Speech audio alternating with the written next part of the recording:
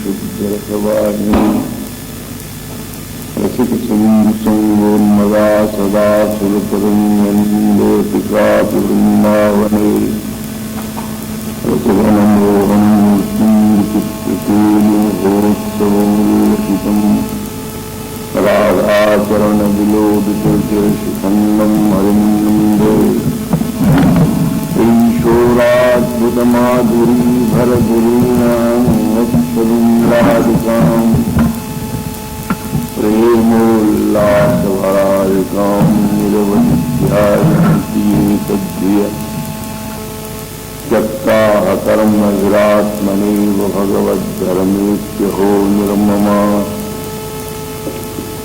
सर्वाश्चर्यगतिं गतारसमयीं तेभ्यो महद्भ्यो नमः।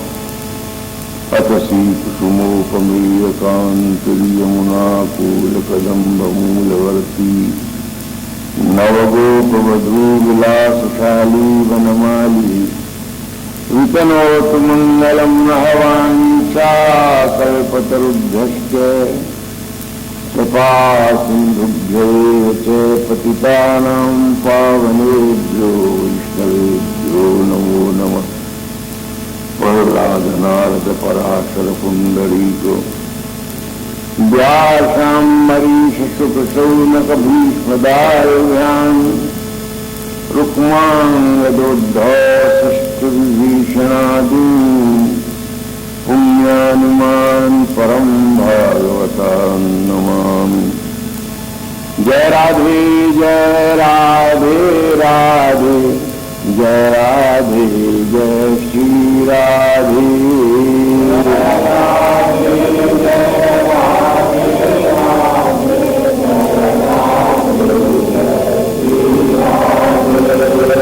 जय राधे राधे जय राधे जय श्री राधे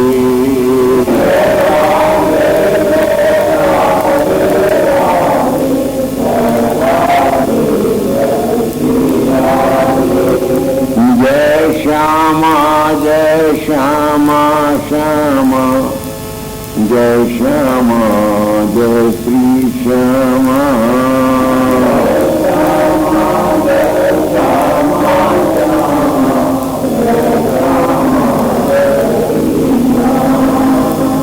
राधा वल्लभ कुंज विहारी मुरलीधर गोवर्धन धारी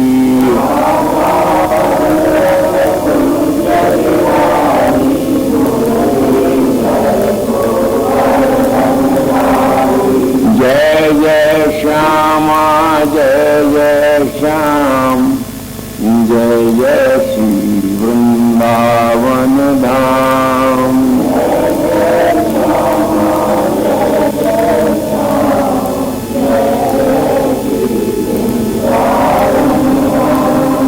जय जय श्री वृंदावन धाम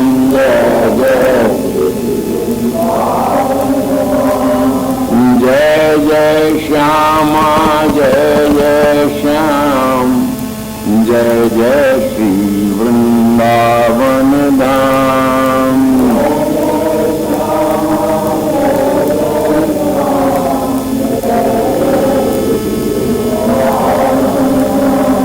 राधा वल्लभ लाल की ललित लाडली लाल की श्री वेंकटेश लाल की श्री परिवंश सिंधु महाराज की श्री सूर्यजी महाराज की श्री गुरु जी महाराज की श्री दर्शक मंडली की समस्त संत भक्तों की श्री वृंदावन धाम की श्री राधा नाम की जय जय श्री राधे।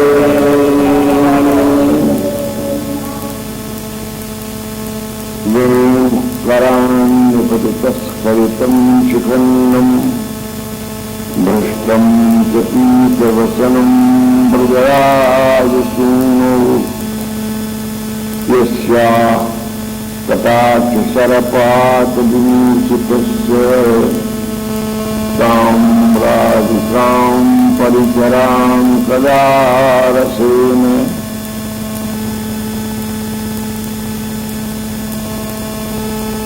रसलाचार्य श्रोमणी गोस्वामी श्री हरिवंशी महाराज का यह रस ग्रंथ न योगियों के लिए है, न कर्मठों के लिए है, न ज्ञानियों के लिए है, न तपस्वियों के लिए है। यह रसकाव्य मात्र रसिकों के लिए है, सहृदयों के लिए है। जो फलों की आकांक्षा वाले हैं उनके लिए भी नहीं है, जो मोक्षकामी है उनके लिए भी नहीं है, जो केवल जीवन में सुख लौकिक नहीं अलौकिक, क्रियात्मक नहीं वस्तु द्रव्यात्मक नहीं भावात्मक सुख की आकांक्षा वाले लोग हैं, जो इस जीवन को भी सरस और पूर्ण बनाने में आस्था रखते हैं, जो मरने के बाद कोई स्वर्ग मिलेगा, वैकुंठ मिलेगा, गोलोक मिलेगा, इससे जो उपरत है उन लोगों के लिए जीवन सत्य है। और कुछ सत्य है कि नहीं ये बात पीछे। और जीवन में जो स्थूल सुख है उनकी भी स्थिरता नहीं है। सुख वही है जो सदा साथ है, और ऐसा सुख जो सदा साथ रह सकता है वो केवल भक्ति है, ज्ञान है, विचार का। ज्ञान और विचार की बात नहीं करना चाह रहे, क्योंकि रसदेश की उपासना में, रस की अनुभूति में ये जो विचार है ये अंतराय उत्पन्न करने वाला होता है। इस प्रेम रस के अंतराय बताए हैं। प्रथम अंतराय तो विषय है। विषयासक्त व्यक्ति के हृदय में भक्ति और प्रेम रस का संचार नहीं। दूसरा अंतराय इसका ज्ञान है। जब कोई नहीं चांद कोई को विष्णु, जब तू और मैं सब परमात्मा ही परमात्मा हो गया, तब फिर उपासना का प्रश्न ही खत्म हो गया। ये उपासना द्वैत में सिद्ध होने वाली है। इसलिए स्वामी सेवक सखा सखा पितृमात्र वर्ग वत्सल भाव और प्रणय भाव, बस यही इसके गति के आधार होते।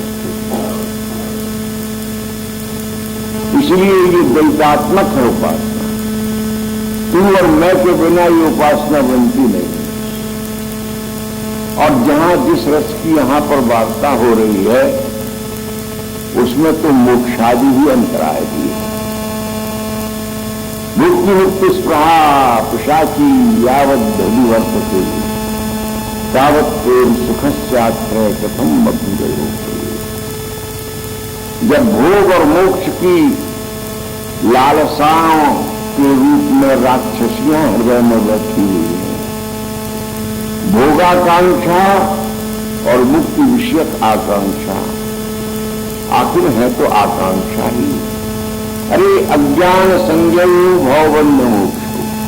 भागवतकार ने कहा कि अज्ञान के ही दो नाम हैं, एक का नाम भवबंधन है और दूसरे का नाम मोक्ष है। भवबंधन को तो अज्ञान रूप सभी मान लेते हैं, पर मोक्ष भी अज्ञान स्वरूप है। जो नित्य है, जो मुक्त है, उसके लिए मुक्ति के प्रयास को भी अज्ञान ही मानना चाहिए। अस्तु विषय ज्ञान वैराग्य और महात्म्य भी इसका अंतराय है। महात्म्य गंगा स्नान से ये मिलता है, यमुना स्नान से मिलता है, परिक्रमा करने से ये मिलता है, दान देने से यह वस्तु मिलती है, स्वर्ग मिलता है, सत्यलोक मिलता है, इंद्र का पद मिलता है। और यावत जो कुछ भी महात्म दृष्टि से यह बड़ा है, यह छोटा है, ऐसा करने से ये होगा, ऐसा करने से ये होगा, इसमें जो उलझे हुए लोग हैं लोग वहीं वहीं बाहर बाहर ही भटक रहे हैं। अपनी अपनी सही जो चाहत है जीव की, नित्य सुख की अभिलाषा, नित्य आनंद की अभिलाषा, उससे वो वंचित की। एक बार देवर हवा जी महाराज कहने लगे, बच्चा ये जो लोग हैं ना, यज्ञ करते थे, यज्ञ, और हाथ में कुछ की पवित्री पहनते, इन पवित्रियों को चारों उंगलियों में पहना जाता है, और उनको नहीं मालूम है कि उंगली के 3 पूर्वों में से किसे कहां पहनने पर किस फल की उत्पत्ति होती है। यदि उस पवित्री को जो कुश से बनी हुई एक दूरी गांठ सी होती है, यदि उसको अनामिका के नीचे ले जाकर के हथेली से लगे हुए पूर्व में पहन लिया तो वो दरिद्रता गरीबी देती है, और मध्य के पूर्व में हो गए तो उससे वो धन धान्य की वृद्धि होती है। पर अज्ञानी लोग नहीं जानते हैं, उन्हें तो पहनना है, आकांक्षा करते हैं कि खूब धन आवे हमारा, इसलिए हम यज्ञ कर रहे हैं, अमुक यज्ञ करने से ये मिलता है, अमुक यज्ञ करने से यह मिलता है। तत्त नामों के भिन्न भिन्न यज्ञों का संपादन क्रिया बहुलता में करते हैं, और पवित्री वहां पहनते हैं जहां गरीबी आती है, और अभिलाषा करते हैं कि बहुत सा धन आवे हमको। तो ये कामनाएं इनको इन क्रियाओं में नियोजित करती हैं, फल की आकांक्षाएं देती हैं, फलतः ये जो वास्तविक सुख है उससे वंचित हो जाती है। वृंदावन का जो रस है, हम वृंदावन रस कह करके ये बताना चाहते हैं कि जो शुद्ध माधुर्य रस है, जो अफलाकांक्षी है, इसकी एक ही आकांक्षा है कि और सब हटा दो, केवल एक वस्तु रह जाए, उसका नाम है रति, उसका नाम है राग, उसका नाम है प्रेम, उसका नाम है रस। रति प्रेम का अंकुर है, राग प्रेम की अभिलाषा से साधना अथवा साधक के रूप में या अनुरागी के रूप में आगे बढ़ने का नाम है, और रस तो फिर अंतिम फल है।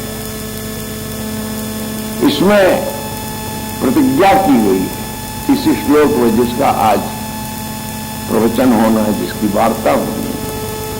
ताम राधिकाम परिचरामि कदा रसेन, मैं राधिका का रसपूर्वक सेवन करूंगी। अरे यहां का तो सम्यक सारा विधान ही रस का है, नहीं, इसमें भी रस के अनेक तारतम्य हो जाते हैं। देखो पूर्व श्लोक में श्यामेति सुंदरवरेति मनोहरेति कंदर्पकोटि ललितेति सुनागरेति सोत्कंठ मन्य जनती मुहुराकुलाक्षी सा राधिका मई कदानि भवेत् प्रसन्न। जो श्याम, सुंदरवर, मनोहर, कंदर्पकोटि ललित ऐसे उच्चारण बारंबार करती हुई अपने दिल को सरस बना रही हैं, अपने जीवन को धारण कर रही हैं, जिनके अंतर में उत्कंठा का प्रज्वार हो रहा है, ऐसी आकुल नयनी प्रियतम की दर्शन की अभिलाषा मई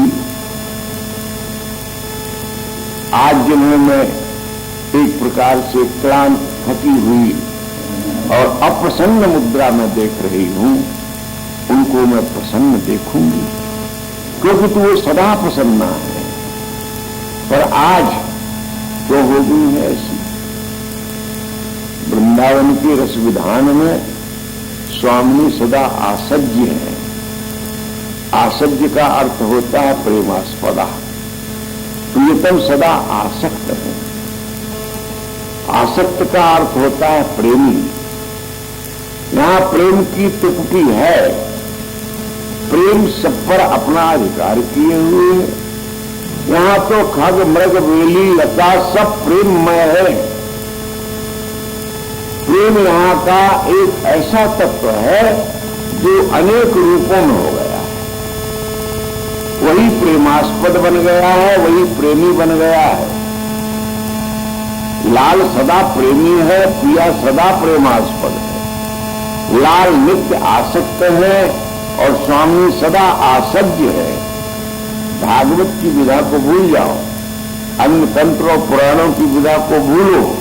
वृंदावन की रसिकाचार्यों ने यहाँ की एक प्रकाशिता को भी नवीन मार्ग रहा, एक नया मार्ग निकाल करके दिया। प्रेम में प्रेमी है प्रियतम और प्रियतमा प्रेमास्पदा, ये सदा की विधा है। परंतु विगत श्लोक में आपने देखा कि प्रेमी के स्वरूप में प्रिया है, आसक्त है, प्रियतम के लिए विह्वल है, दर्शन के लिए, उनकी वाणी सुनने के लिए, उनकी लीला रस का चिंतन करके भाव विभोर हो गई। इसका अर्थ हुआ कि आज वे अनुरागी की स्थिति है और प्रेमास्पद जिनका स्मरण कर रही हैं वो प्रियतम श्याम सुंदर आज आसज्य के स्थान पर। प्रियतम के लिए ये आज एक अनहोनी चीज हो गई। जो सदा आसक्त रहे आज भी आसज्य प्रिया के द्वारा स्वयं आसज्य बना दिए गए। और जब प्रियतमा की इस स्थिति को देखा तो उनके हर्ष का, उनके रसातिरेक का मानो कोई पारावार नहीं रहा। केवल मैं प्रियतमा के लिए तड़पता रहता हूं, नहीं, उनके हृदय में भी मेरे लिए इतना ही प्यार है और इससे भी अधिक प्यार है। मैं तो अपने प्रेम में यह किंचित विह्वल होता हूं, वो तो आंखें नैनी हो रही हैं, उनका अंतर पलट गया है। यदि कोई प्रेमी अपने प्रेमास्पद की इस प्रीति का परिचय प्राप्त कर ले कि मेरा प्रेमास्पद भी मुझे प्यार करता है, तो उसके हर्ष का कोई पारावार नहीं। शलभ सदैव दीपक पर मरता है। न जाने कितने शलभों ने अपने जीवन की तीसरी कर दी दीपक के प्रेम में, पर शलभ को यदि यह समझ में आ जाए कि दीपक भी मेरे लिए जलता है, मैं जितनी प्रीति, जितनी कुर्बानी, जितना त्याग, जितना समर्पण और जितना बड़ा उत्सर्ग अपने प्रेमास्पद के लिए करता हूं, काश प्रेमास्पद भी मुझसे कभी तो कुछ थोड़ा सा मेरी ओर देखते रहता। पर आज जब ये समझ में आया कि नहीं, दीपक यदि जलता है तो केवल मेरे लिए जलता है। आज प्रियतम को ये समझ में आया कि प्रिया जो नित्य प्रति मेरी आराध्या है, चिंतनीया है, मैं जिनके लिए पलक पावड़े बिछाता रहता हूं, मैं पुष्पों के आस्तरण बिछाता हूं जहां वे चलती हैं, मैं बस केवल यही देखता रहता हूं कि आपकी स्थिति की पूर्णिमा कभी मेरी ओर टेढ़ी न हो जाए। भी मेरे प्रति इतना अगाध प्यार है और दिन रात हा सुंदर, हा श्याम, हा मनोहर, हे कंदर्प कोट ललित, उनको दिन का भान नहीं है, उनको भोजन का भान नहीं है, उनको शरीर का भान नहीं है। इस बात को समझ करके प्रियतम के हर्ष के फूल सीमा नहीं है। ये कहते हैं कि इस प्रसंग में एक बात ये भी समझने की है कि ये दूरी दूरी से नहीं है बात, ये बिल्कुल सन्निकट है। एक ही आसन, एक ही शैया में बैठे हुए हैं और प्रियतम जब प्रिया की इन बातों का स्मरण करते हैं तो उनको प्रेम की वैचित्री दशा प्राप्त हो जाती है और वैचित्री दशा आते ही बेमुख कराने पड़ता है, हाथ से बेन गिर पड़ता है, प्रेम का शैथिल्य आ गया। स्खलितम शिखण्यम मयूर पंख ही नहीं, आपीड़ और आपीड़ ही नहीं, जो केश राशि है वो भी विगलित हो गई, और जो पीत वसन धारण था वो भी खिसक गया, कटिभाग से नीचे हुआ। ये जो विगलित दशा हुई, ये प्रेम वैचित्र्य की दशा। प्रियतमा के प्रेम वैचित्र्य को देख करके प्रेम वैचित्र्य भाव आ गया प्रियतमा। जैसे कोई संक्रामक रोग होता है ना, टीबी के रोगी के पास में मत रखो, डॉक्टरों की सलाह देती है, क्योंकि संक्रामक उड़ करके लगने वाला है। ऐसा ये प्रेम भी उड़ करके लगने वाला है। यदि तुमको ये रोग लगाना हो तो किसी प्रेमी को खोजो। प्रेमी संत के मिलने से, उसके संस्पर्श से, उसके सामीप्य से, उसके स्पर्श मात्र से, दर्शन मात्र से प्रेम का उदय होगा। प्रिया के संस्पर्श से प्रियतम में भी प्रेम वैचित्र्य की स्थिति आ गई। वो एक श्री चैतन्य महाप्रभु की कथा याद आती है। एक बार अकेले ही निकल के भाग गए, जहां गंभीरा मंदिर में पड़े रहते थे और भक्तजन घेरे रहते थे।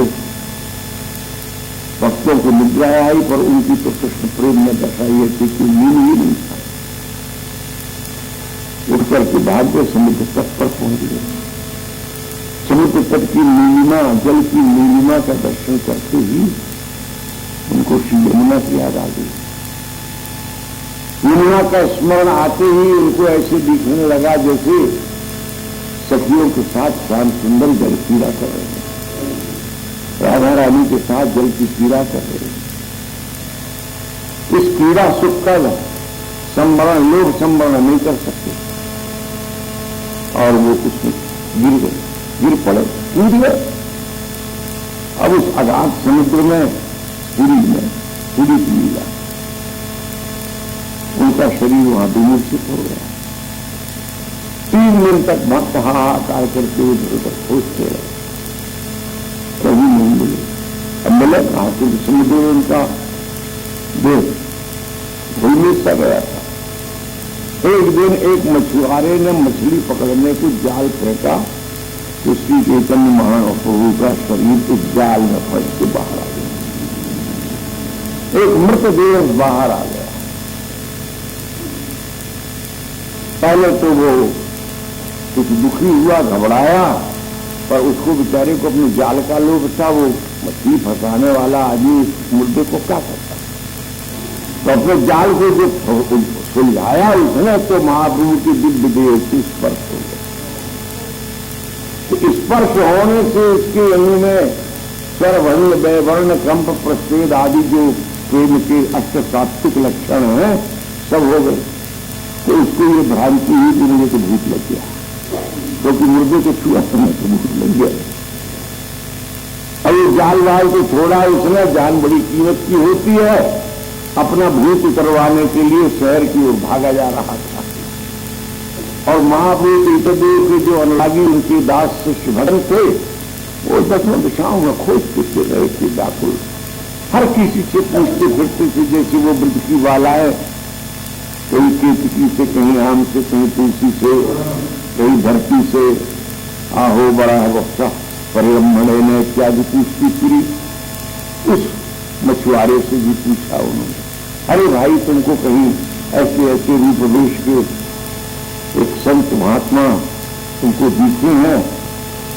तो उसने हमको कुछ नहीं दिखा, हमको तो एक मुर्दा छूने में आ गया, तो हमको भूत लग गया है।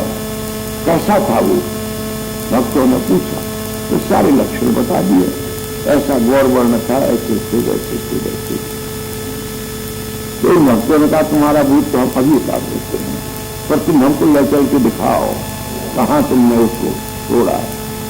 तो उन्होंने नाटक सा करते हुए एक आध थप्पड़ मारा तो उसके भूत उतर गया और जाके बता दिया प्रभु। आगे कीर्तन करके उन्होंने सचेत कर लिया। 3 दिन वो जल में रहे, प्रेम समाधि में रहे और मृतवत पाए गए। ये प्रेम की दशाओं में ऐसा वर्णन किया गया है कि पक्ष सात्विक विकार में नवम दशा जो मूर्छा है, उसके पश्चात पुनर्जीवन है, मरण है और फिर पुनर्जीवन है। ऐसा जयदेव जी की पद्मावती के भी प्रसंग में ये बात मैं ये कहना चाहता था कि प्रेमी के संस्पर्श से जो प्रेम विगलित दशा को प्राप्त हो गया है कोई महापुरुष, उसके स्पर्श से प्रेम का आवेश आ जाता। प्रिया बहुधा अपने प्रियतम के प्रेम में प्रेम वैचित्र दशा में ही रहती है। इस ग्रंथ में तो कम से कम बहुत जगह इस तरह के वर्णन मिलते हैं। अनुपस्थिते विदयते किमुपि प्रलापम हा मोहने कि मधुरम बिलदत्त कस्मात श्यामानुराग मध्य बल मोहनांगी श्यामा मंद जयती ताप मुकुंद श्रीनी। तो ऐसी प्रेम वैचित्र दशामयी स्वामिनी की प्रेम दशा का अवलोकन करके प्रियतम के भी शरीर में प्रेम वैचित्र का प्रभाव हुआ। ये कहते हैं कि ये दो दशाओं में माना जाता है।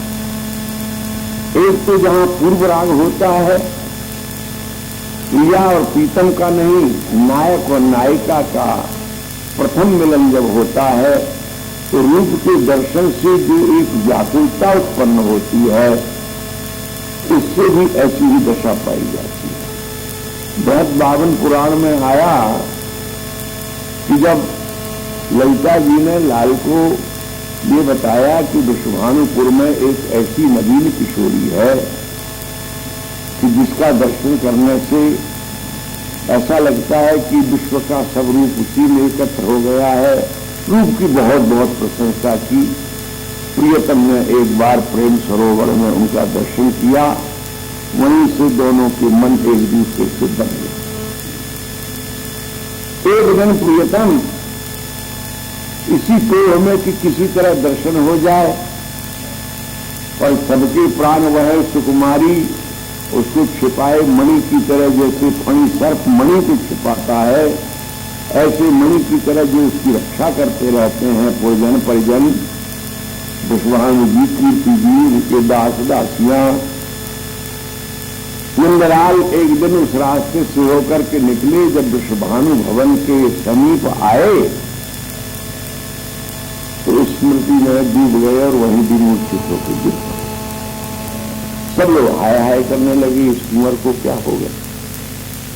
पुष्प देखने में सौम्य शांत सुंदर सुधर हो क्या गया इसको, पर नहीं जान पाए कि ये क्या है। वो विश्वानु जी के महल में विश्वानुनंदिनी का निवास है। और प्रिया ने जब ऊपर से आकर के एक झरोखे से झांकी दी, झांकी की और झांकी दी, दोनों हुआ। बस वहीं से वे मूर्छा से मुक्त हो गए। तो प्रथम मिलन में अथवा द्वितीय मिलन में अपने प्रेमास्पद का दर्शन करने पर प्रेमी के हृदय में प्रेम का एक प्रज्वार उमड़ पड़ता है। ये सामान्य लौकिक पक्ष के प्रेम है, और प्रिया प्रीतम का जो प्रेम है वो अलौकिक है।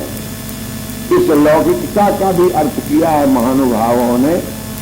काव्य शास्त्रों में बहुधा ऐसे वर्णन मिलते हैं कि अपनी प्रेमास्पदा को प्रथम बार देखा, और ये जैसे यहां पर त्रिधा 3 प्रकार से विगलित दशा प्राप्त हो गई है लाल को, ऐसी भी प्रेमी की दशा हो जाती। तो प्रथम पक्ष जो पूर्व राग है, प्रथम प्रेम है, उसमें वेणु का खिसक पड़ना, आतीर मैंने पगड़ी का और मयूर पंख का और केशों का विगलित होकर के धराशायी हो जाना, और पीत वचन का भ्रष्ट हो जाना। यहाँ भ्रष्टता से तात्पर्य ये है कि जिस अंग में जो वस्त्र जैसे समुचित प्रकार से धारण किया गया था, वो अपनी जगह को छोड़ करके निपतित हो गया, अस्त व्यस्त हो गया। यहाँ भ्रष्ट होने से अर्थ ये नहीं कि जैसे वेणु को निपतित कहा, वेणु गिर पड़ा, जिसको शक्ति के साथ पकड़े हुए थे, प्रेम का शैथिल्य आया, इसलिए शिथिलता में मुट्ठी मानो खुल गई और वो वेणु झपकी में गया। स्खलितम चिकन्नम कंपन हुआ, प्रेम कंपन के कारण आपी अपनी जगह से हट गया, पाग में शिथिलता आ गई, पाग गिरी तो उसके साथ मयूर पंख भी गिर पड़ा। और बसन जो धारण था अंग में, चाहे उत्तरीय के रूप में हो या कटिकाचनी के रूप में हो या अधोवस्त्र जिसे हम धोती कहते हैं, पीताम्बर, उस रूप में हो, वो तीनों अपनी जगह से स्थिर हो। ये तीनों चिन्हों को बताया। ये तीनों के तीनों चिन्ह अथवा उपकरण वस्तु ये प्रियतमा की प्रेम की स्मृति है, उनके दूसरे प्रतीक रूप है। बेणुआ है, बंसी बजावे सांवरोग लैला राधा राधा राम, उस मुरली में केवल प्रिया का ही नाम गाया जाता है। इसलिए ये वंशी उनको प्राणोपम प्रिय है। जिनके मन में सपत्नीक भाव है ये उससे भले घृणा करे, पर प्रियतम को ये अत्यंत प्रिय है। और मयूर पंख जो है ये भी प्रिया के नील निचोल का ही प्रतीक है। और मयूर में जो गुण है वो बहुधा प्रेमी हृदय के गुण है, इसलिए वो प्रिया का प्रतीक है। और पीत बसंत तो वर्ण से और गुण से प्रिया का प्रतीक मूर्तिमान है। गौरांगी प्रिया है और उन